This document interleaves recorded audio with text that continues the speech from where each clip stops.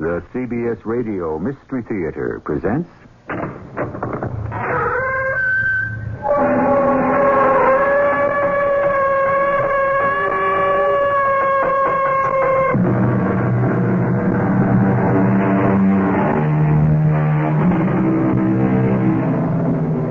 Come in. Welcome. I'm E.G. Marshall. An old Scottish prayer reads, "From ghoulies and ghosties and long-leggedy beasties and things that go bump in the night, good Lord, deliver us." 20th century man, of course, knows there are no such things as ghosts. There is one problem. He's never been able to prove it to everyone's satisfaction. It wasn't a polar bear, Doctor. It wasn't. I don't know what it was, but it wasn't a polar bear. Here, Mr. Manson, drink this. It will warm you. I'm not cold, Doctor. You were out on the ice. You're shivering. Not from the cold, Doctor. Not from the cold. Drink it, man. Then we can talk. There's nothing to talk about, Doctor.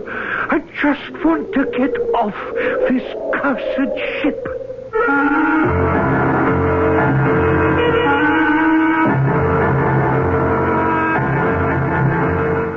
Our mystery drama, The Captain of the Polestar, was adapted especially for the Mystery Theater by Murray Burnett and stars Paul Hecht. It is sponsored in part by True Value Hardware Stores. I'll be back shortly with Act One.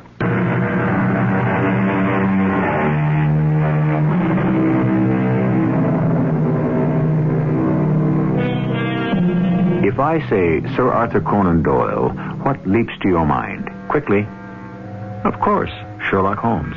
Everyone's aware that Doyle wrote stories in which Holmes did not appear, but unfortunately, they were engulfed by the tidal wave of Holmes' popularity. It's a pity, because Doyle was a great storyteller and a master in creating suspense and terror. Today, we'll let you judge for yourself with this strange and tragic tale as reported in the diary of young Dr. John McAllister Ray, whom we now hear applying for a position as ship's doctor in the office of Ronald Bruce, who operates a fleet of whaling ships. Sit down, Dr. Ray. I can't abide young fellows who stand at attention. Yes, sir. Thank you, sir. Yes, that's better. Now, you've applied for the position of ship's doctor. You think a whaling voyage is something like a holiday you young medics get on the P&O ships to the Far East. All fancy dress and beautiful, lonely young women. Now, excuse me, sir, but I don't think that's quite fair.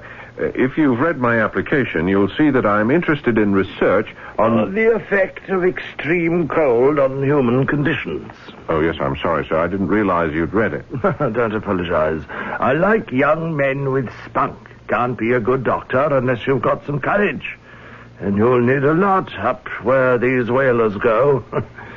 Yes, you're not married, but are you attached? Well, as a matter of fact, I am engaged. And what does she think of your being away for a matter of some long months? Well, I didn't see any point in telling her, sir, until the job became an actuality. It's cautious, too. I like that. I suppose I'd better get right on to it. We do have an opening for a doctor on the Polestar. Oh, you do? Yes.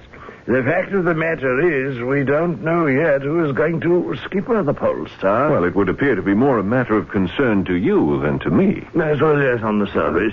For the last 4 years, the captain of the Polestar has been David Craigie. And we've been very satisfied with him. He's a fine sailor and always brings home a full ship. Well, I don't understand the problems.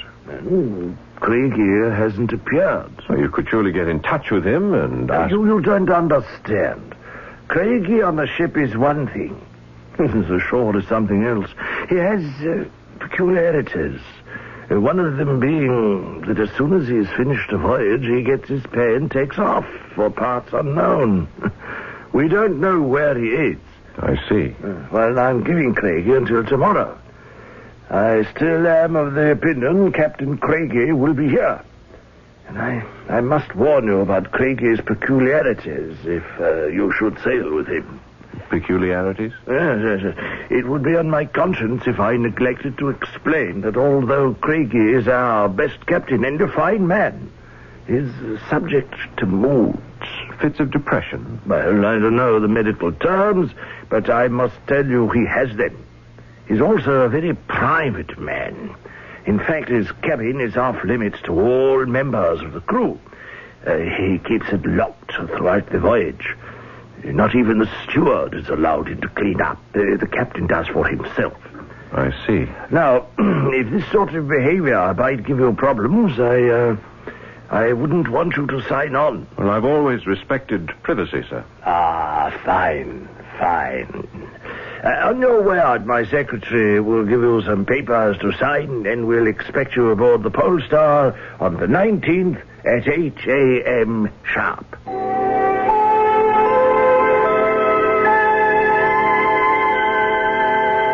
Flora, you haven't eaten a thing. Why did I have to fall in love with such an insensitive man? Now, that's an unreasonable statement. Is it? Here we have our first dinner. I mean, the first dinner I cook for you, and I'm all happy and excited, and so are you. But not about the dinner, no. You're happy because you're going away and leave me for 4 months. Well, I'm sorry, but I thought you understood. I don't have the money to open my own practice. With the money I'll be able to save from my pay on the Polestar, and with the bonus that's practically assured if Captain Craigie shows up. John, we've been engaged for only 5 weeks, and you're actually happy about the idea of being separated for 4 months. I'm not happy about the separation, but well, I am looking to the future for us. I just don't want you to leave me. Darling, this isn't like you. We've discussed the problem that comes with being a doctor's wife and all the separations it might entail, and now all of a sudden... I know. But call it woman's silliness or whatever you like. There's something about this voyage that frightens me. Something I feel, something bad. Laura, darling, believe me, if you could tell me one thing, one solid fact that has brought this feeling on you, I won't go. I love you, Flora, but you do see the logic in what I'm saying. That's why I'm so unhappy, because I have no logic. Only intuition. And, John, I'm afraid. Terribly afraid.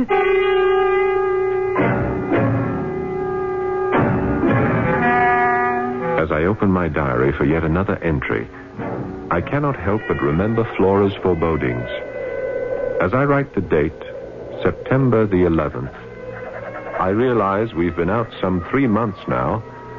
Latitude 81 degrees 40 minutes north, 2 degrees east. There is solid, unbroken ice to the north to which we're anchored, and the same conditions prevail to the east and the west. Come in. I'm sorry to bother you, Doctor. That's all right, Mr. Walker. We're running into real problems with the crew. Oh, medical problems? No, sir. The men are all healthy. It's the captain in the ship.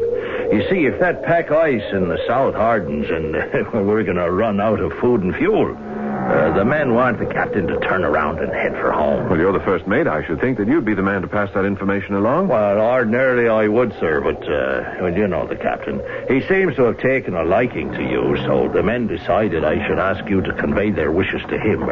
Will you do it, sir? Well, if it's their wish, but I feel that such a request coming from me, a man who's on his first voyage to the Arctic, may not exactly... Oh, you don't have to be an old hand up here, sir, to know that from now on the weather can only get worse. And that the ice to the south will freeze solid. We must get away while we can. Very well, Mr. Walker. I'll speak with the captain today.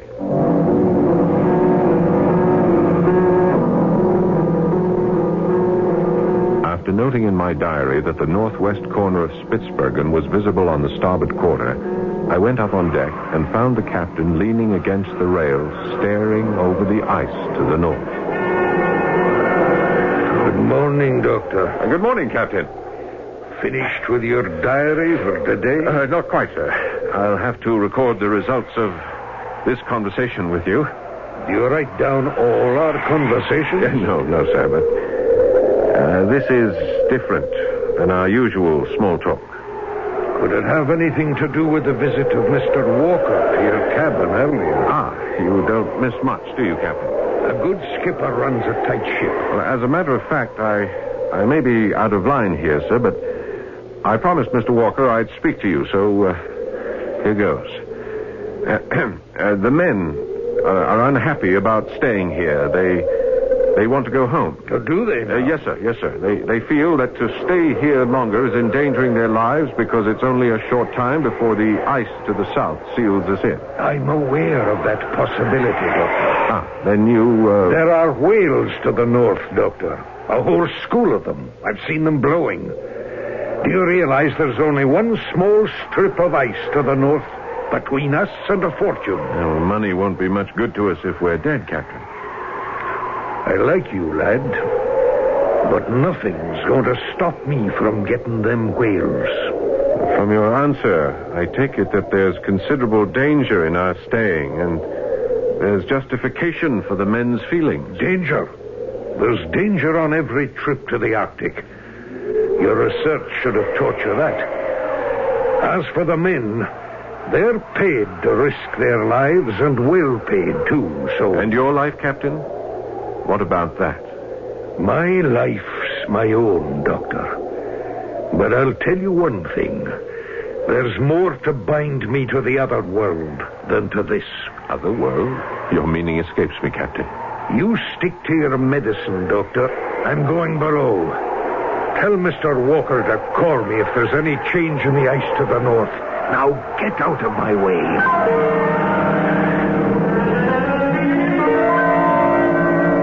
I informed the first mate of the captain's decision, wrote it up in my diary, and turned in early. But I slept badly that night. Between fits of wakefulness, I dreamed. And they were strange dreams, or rather the same dream. I dreamed I heard voices from the captain's cabin 2 doors away from mine. I could only make out snatches of what I thought I heard. Nay, lass, nay. Why do you keep me? Selfish. Your love. Different. Selfish. You dare call me selfish. You know what I would try.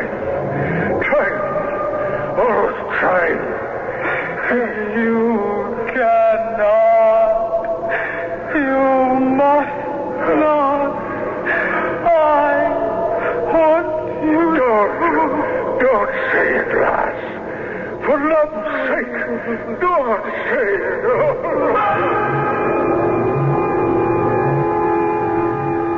When I woke, the dream, or rather nightmare, was so vivid, I could still hear the sobs of the woman and the voice of the captain. I began to wonder, was it a nightmare? No. I dismissed the thought until breakfast. Captain, may I have permission to take a foraging party out on the ice at noon? No, Mr. Walker, you may not. But we might be able to pick up some polar bear meat or other animals, and that would... And you might also lose a man or two in the ice holes. I feel the wind's going to shift, and we'll be able to break through to the north and get to the whales. Sir, the men are restless, and any kind of activity... Then put them to work on the brass, Mr. Walker. Well, it isn't only that, Captain. It's... Well, mister? It's nothing, sir. I guess it's just superstitious sailors who claim to hear strange cries and mewlings at night. You have your orders, Mr. Walker. I'm going topside and look for that wind shift. Doctor? Yes, Mr. Walker? Does the captain... Well, I mean, in your opinion, is he... is the captain in full possession of his senses? Now, that's a sobering thought. In a world today where dictatorship is fashionable, no one has ever questioned the absolute authority of a captain when his ship's at sea. However, suppose this man who controls the destiny of his ship and crew is mad. That problem is one that will be faced in our second act.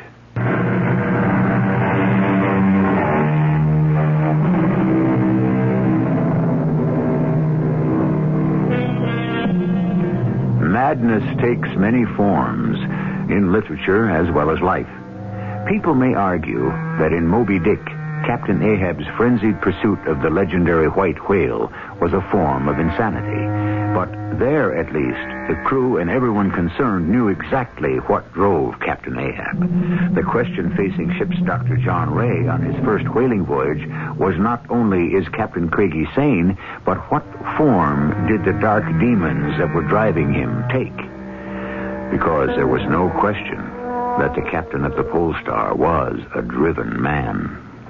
What is your opinion of the captain's state of mind, Doctor? Well, I'm not prepared to make any professional diagnosis, Mr. Walker, but it's obvious that there's something on his mind. Well, I'm just wondering whether it's the same thing that's on a lot of the men's minds. You mean about getting trapped on the ice here? No.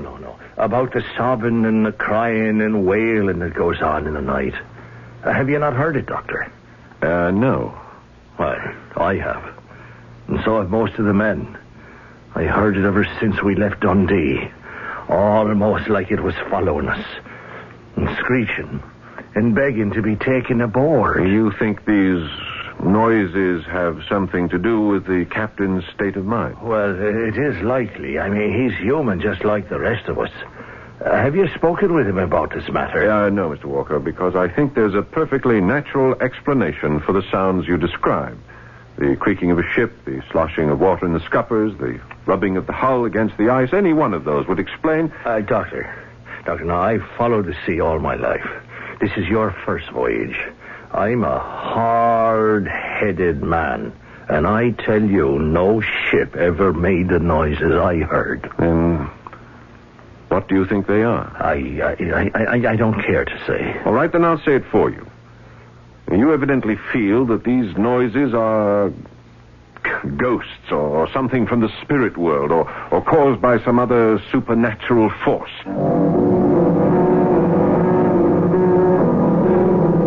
After the first mate had left and gone about his business, I recalled my nightmare. For the first time, I wondered whether I had dreamed what I had heard, or whether I indeed had heard the same sounds that Walker and other crew members were talking about. I decided there wasn't much to be gained by speculation, so I went up on deck. Doctor, come here a moment. Captain. Look, yonder. Northward, over the ice. You see it, don't you? What? Over there. Just now coming out between the hammocks. You must see it. I'm very sorry, Captain. There's nothing there. Blast you for a blind idiot. Use your eyes. There. Moving off now to the west. There. No, easy now, Captain. My goodness, you're shaking. You're not yourself. Look at the perspiration streaming down your face. Let me take you below. Look, man. You see her now, don't you? There, right there. Flying from me, by God. Flying from me. Gone. Easy, Captain. Let me help you below. Here, Captain. Take another swallow.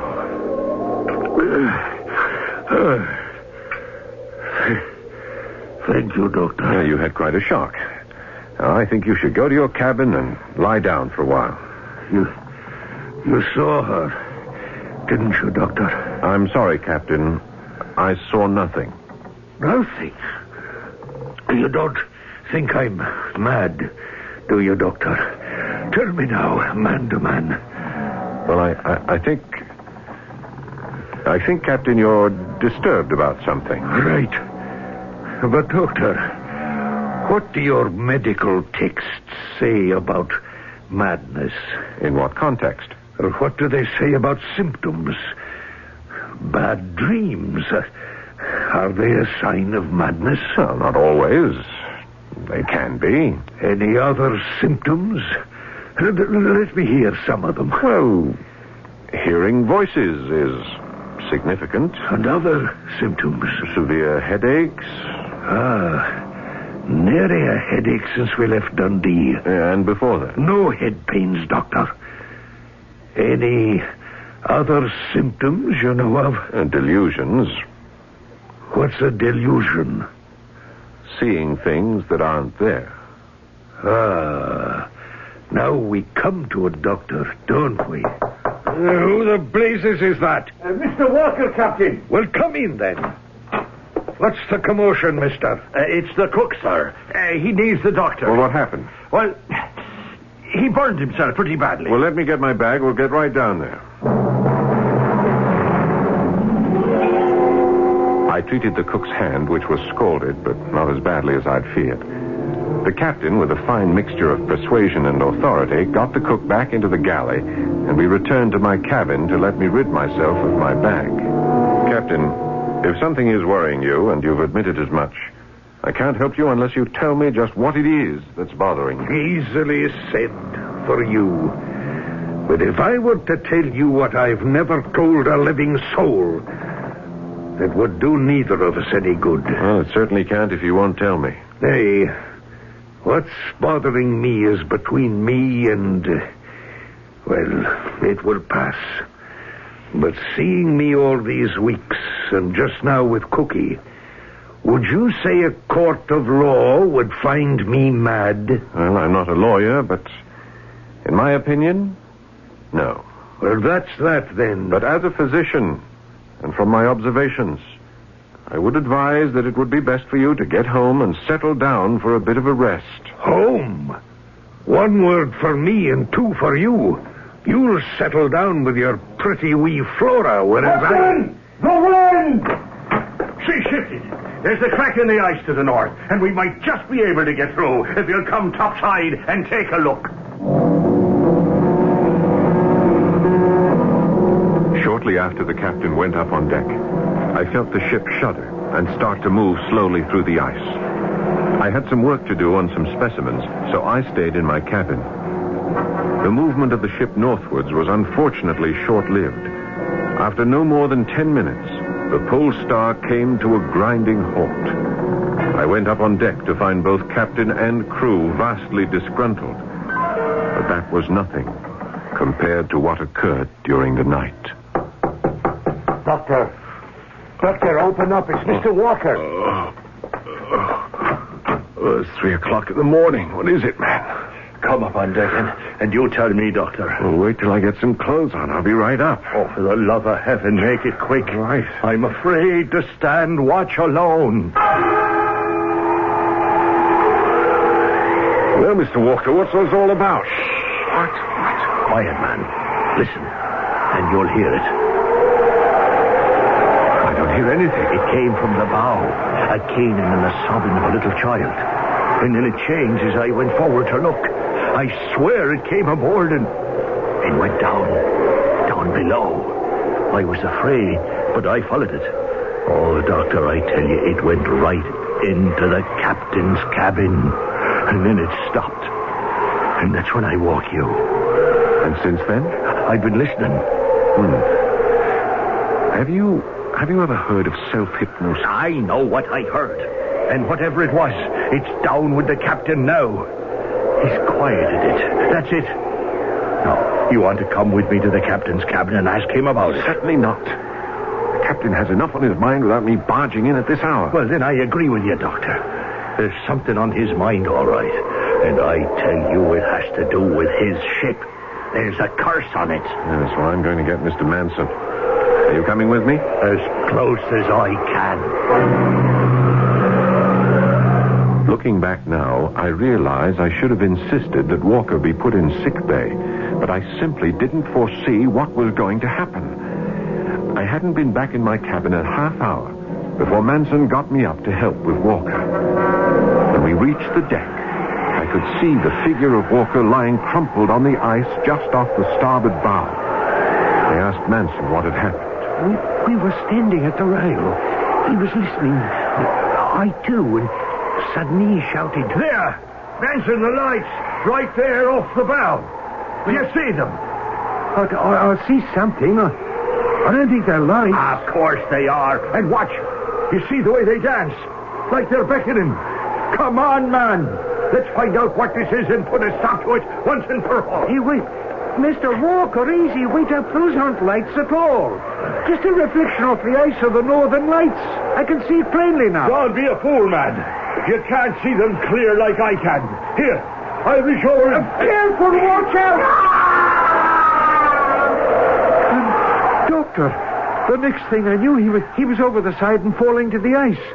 I didn't think I should move him, so I ran up and got you. Good thinking. Now give me a hand. We'll get him back on board.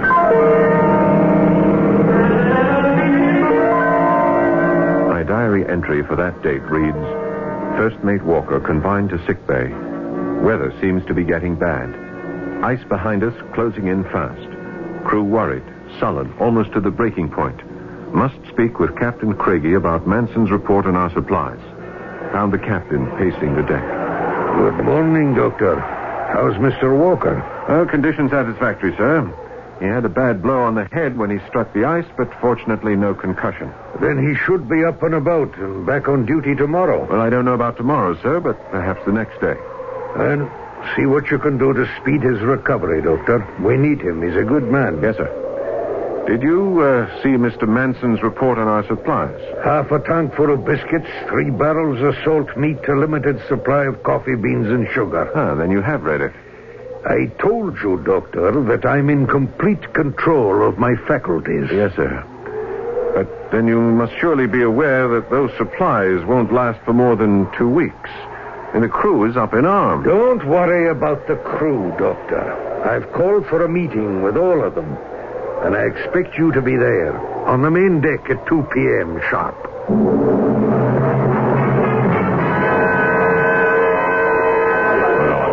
All right, lads, all right. Now listen well to what I have to say. Now, I got you into this fix, and I'm not denying it looks like there may be some hard days ahead. But you shouldn't be bitter. Just remember how much oil we've brought back from other voyages, and the money you've put in your pockets. Oh, yes, that's right, Captain. Yes. We've tried a risk or two before, and we succeeded. But if we fail now, there's still no cause for panic.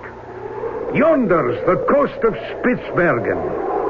And if the worst comes to the worst, and the ice closes in behind us, we can make land across it and stay alive until spring. But it won't come to that. Take my word for it. It'll be half rations for everyone for the time being.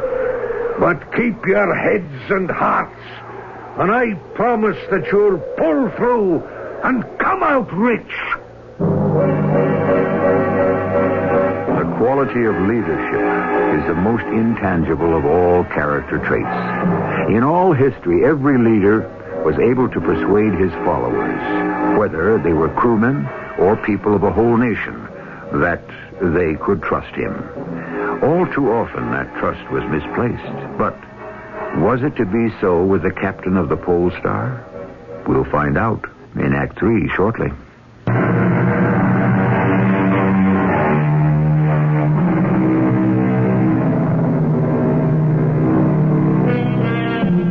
Webster's dictionary defines euphoria as a feeling of well-being or elation, especially one that is groundless or inappropriate to the situation. Some people live in this state all their lives. Others spend their lives in despair. It's really a difficult matter to attain a happy medium. But as for the crew of the Polestar, they were definitely euphoric. Captain Craigie's speech had an amazing effect upon everyone aboard the Polestar. Forgotten was the shortage of rations, the ominous increase in the wind, the dropping temperatures, and the ice all around us. Even more startling was the fact that everyone seemed to have put aside their fears about the strange noises and eerie occurrences which had the crew believing the ship to be cursed. And then shortly before noon the following day, Captain Craigie succeeded in amazing me. He was standing at the rail with his sextant, preparing to shoot the sun, when he called out to me, Doctor, would you mind joining me? Ah, good morning. How are you today, Captain? In control, Doctor, in control. I wonder if you'd do me a favor. Certainly, sir, certainly. I'll be shooting the sun shortly, and I must be sure when it's exactly noon. Here's the key to my cabin. Would you be so kind as to run down and check your watch with my chronometer and come back and let me know exactly when it'll be high noon? Well, Doctor? Yes, of course. I'll be right back, Captain. I was dumbfounded. No one had ever seen the inside of his cabin, and here I was with the key. I went down, and I must admit, as I opened the door, my heart beat faster. The cabin was a model of neatness. But there was one thing that dominated the entire area. A startlingly lifelike portrait of a wondrously beautiful woman. I checked the chronometer, watched always by the brilliant eyes of the woman in the portrait, returned to the deck, and waited till the captain had completed his calculations. Well, Doctor? Your key, sir. Thank you. Did you see her? You mean the portrait? What else, man? I saw it. Well, what did you think of it? She's a wondrously beautiful woman. Doctor, do you believe that long before something happens to us, we prepare for it, even unconsciously?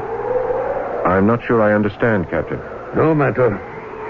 You'll find what I said to be true someday. Well, we still have the whales, Doctor. They're still there waiting for us, whatever else may be in store. With all due respect to your superior knowledge of the Arctic Ocean, Captain, I submit we're never going to get through to the whales. And you don't like the prospect of wintering on the coast of Spitsbergen and living off the land? Do you? Oh, it doesn't matter to me, Doctor. But I shall ask another favor from you. Yes, sir? I'd like you to witness my will. In fact, I'd like you to be there when I draw it up. Let's say, tomorrow afternoon. In all honesty, I must say here that my diary shows I was deeply disturbed by the captain's attitude. Certainly my latest conversation with him raised serious doubts as to his sanity. If he were truly mad, then it would be my duty as ship's doctor to have him relieved of his command. While I was wrestling with this dilemma, night fell, bringing with it a numbing terror that drove all else from my mind. I was pacing the deck. The night was at its darkest, when I suddenly heard Manson call... Doctor! What? It's back. Can you not hear it?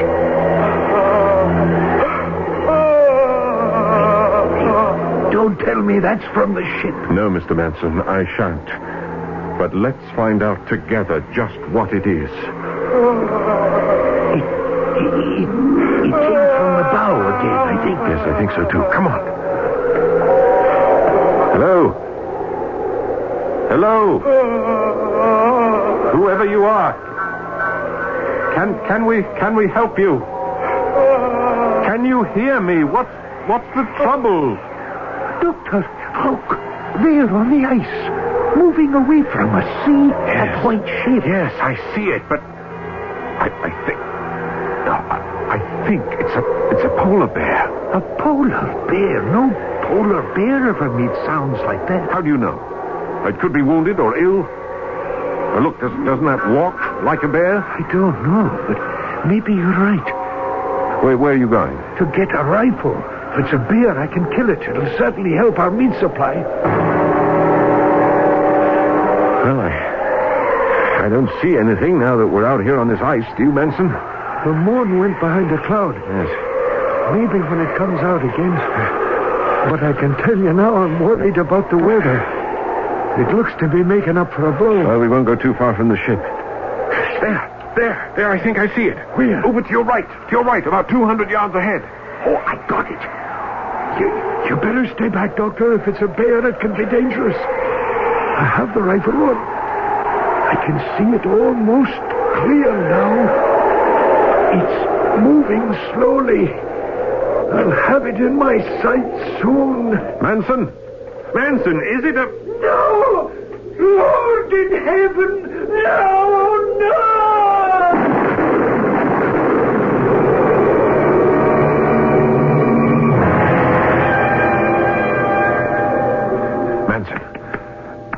come on. Come on, you're all right now. How did I get back to the ship? I got help. We carried you back. Now, you've had a severe shock. Just let me inject you, and the sedative will give you... It wasn't a bear, Doctor. It wasn't a bear. I saw it clear for just a minute. It wasn't from this world. I swear it was shaped like a woman. But it was smoke or a cloud. It's all right. You'll be getting sleepy now. Just a minute. And we'll talk about it in the morning. It wasn't a bear. I saw it. I kept my appointment with Captain Craigie at 2:30.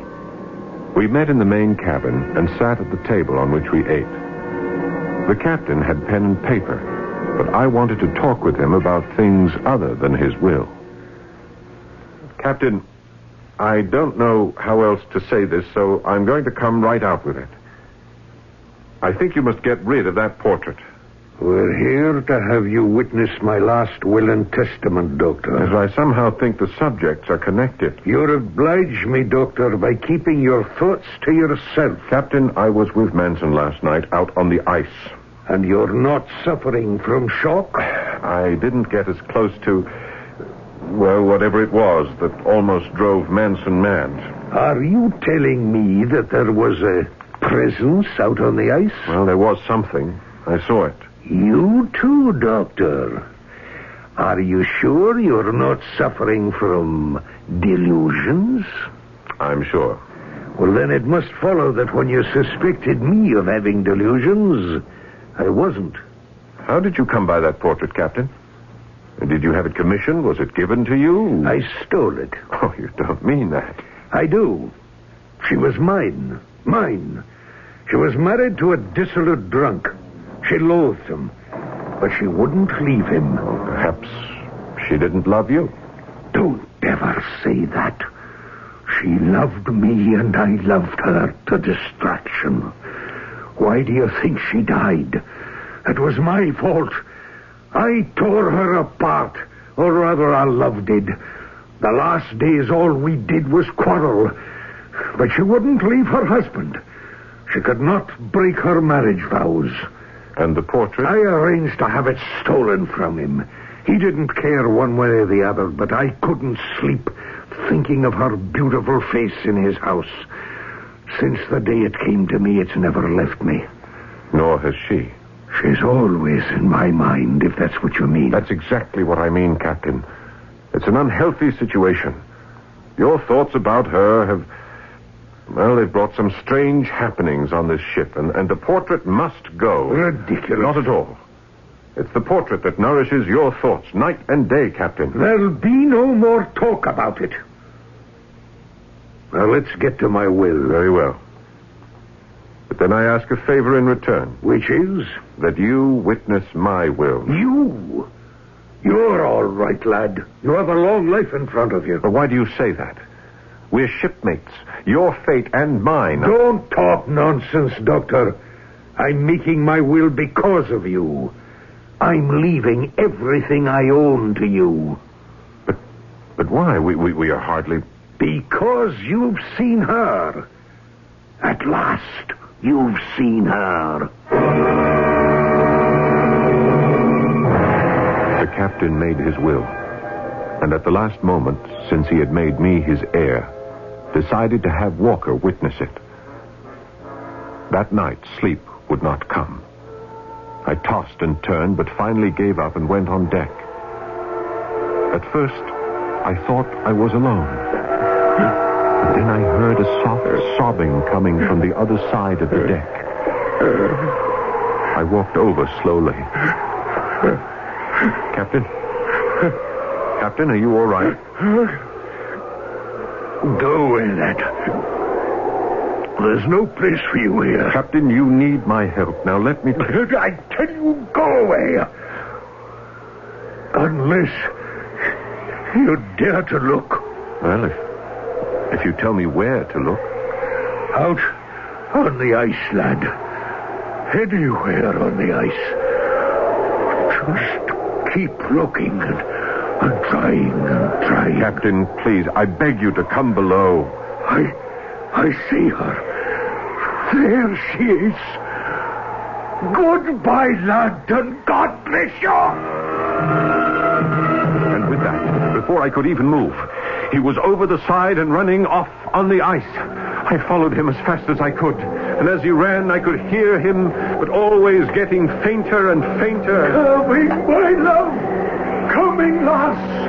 I've waited too long for you. My love. My wonderful girl. Captain. At last. Captain. Together. Captain Craigie, come back.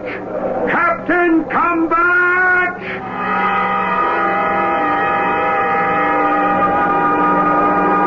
I'd lost him.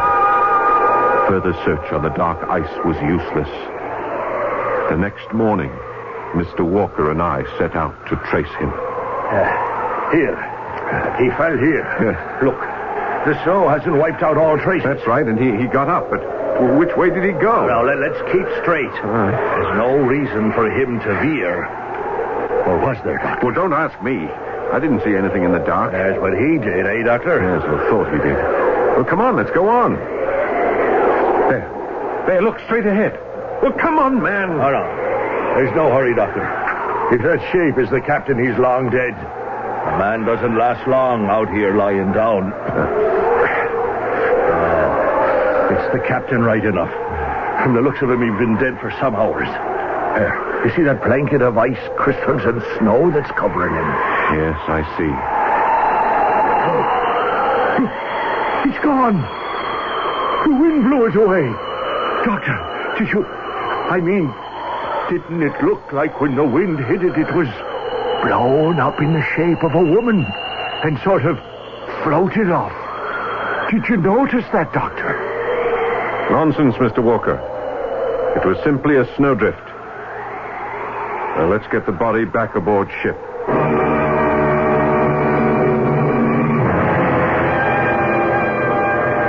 Perhaps it was a trick of the eye or mind, but it did appear to have the form of a woman drifting away on the wind. We brought the captain aboard, buried him, and steamed back home with no more disturbances aboard the ship. The portrait? I insisted it be buried with the captain, as it was a provision in his will. May he, or they, rest in peace.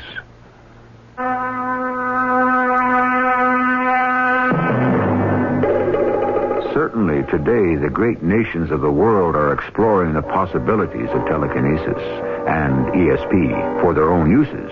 I, for one, don't think it beyond the realm of possibility that the mind can conjure up images that seem to take on some shadowy form of reality.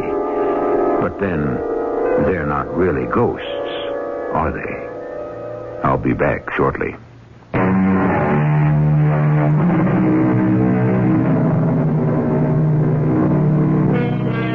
If coming events are said to cast their shadows before, then the story you've just heard, The Captain of the Polestar, which was written by Doyle at a very early age, certainly foreshadows Doyle's interest in ghosts and the spirit world. It does even more than that. It shows a deep belief which Sir Arthur held to the end of his life. And I can only believe, if he can hear this, how pleased he must be. Our cast included Paul Hecht, Court Benson, Earl Hammond, and Jane Ives. The entire production was under the direction of Himan Brown. This is E.G. Marshall inviting you to return to our Mystery Theater for another adventure in the macabre. Until next time, pleasant dreams.